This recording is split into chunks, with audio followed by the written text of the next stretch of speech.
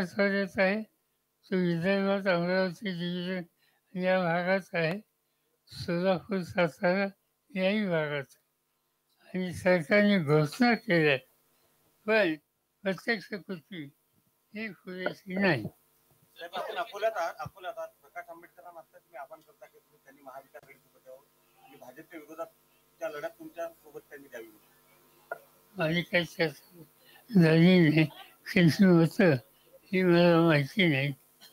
आणि जे काही मध्यंतरी काही लोक त्यांच्याशी बोलले अशी बातमी ही माझ्या वाचण्यात आली. त्या चर्चेमधून एकत्रच काही येण्याचं वातावरण त्या ठिकाणी असावं असं कायमापेशी दिसत.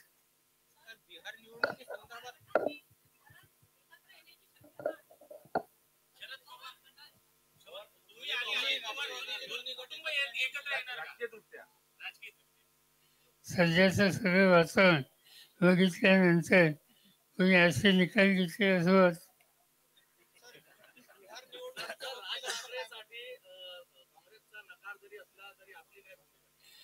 आम्हाला असं वाटतं एकत्र बसून पर्याय देऊ शकत असेल तर तेवढी चोखाची भूमिका कशी घेऊ.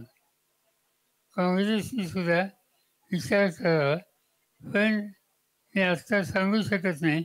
उद्या आमची बैठक आहे ना, उद्याच आमची बैठक.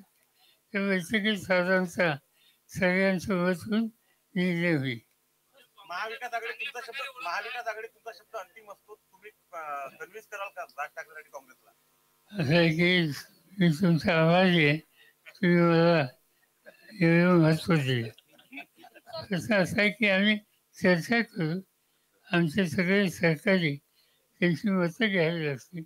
हे एकट्याचं नाही, मी पक्षाचा अध्यक्ष आहे, त्यामुळे माझी नैतिक जबाबदारी इतरांच्या मताचा सन्मान करणं. त्यामुळे आम्ही पहिल्यांदा त्यांचं ऐकून घेऊ आणि सामूहिक निर्णय आम्ही घेऊ.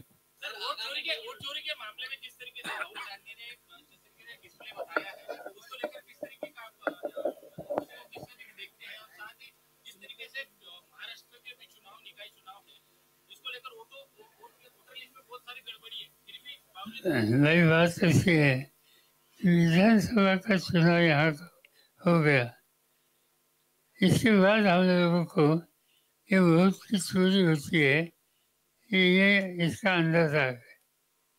पूना डिस्ट्रिक्ट में वागुली नाम का गांव है. उस गांव में एक छोटी स्लम एरिया में एक महिला रहती है. उसका मकान 10 बाय 10 और इस मकान में वो भूजी अकेली रहती. एक उत्तर दिशेमध्ये तिथं 80 नाव आहेत. अकेली औरत जिस मकान में रहती है उत्तर दिश में उनका नाम और उनके साथ 80 सदस्यों का नाम उत्तर दिश में आया. तो ऐसी बातें जगह जगह हुई. राहुल गांधी उन्होंने ठोस तरीके से इसकी इन्फॉर्मेशन कलेक्ट की और देश में आम जनता में जागृति करने का काम उन्होंने लिया. एक तरह से वो अच्छा काम करे. आज सांगणं अवघड आहे. 3 निवडणुका आहेत, नगर परिषद आहे, जिल्हा परिषद आहे. बघूया आता काय करायचं.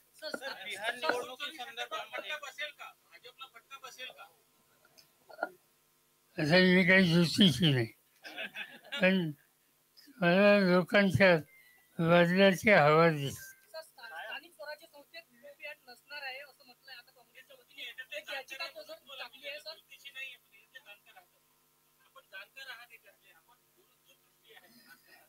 असं आहे.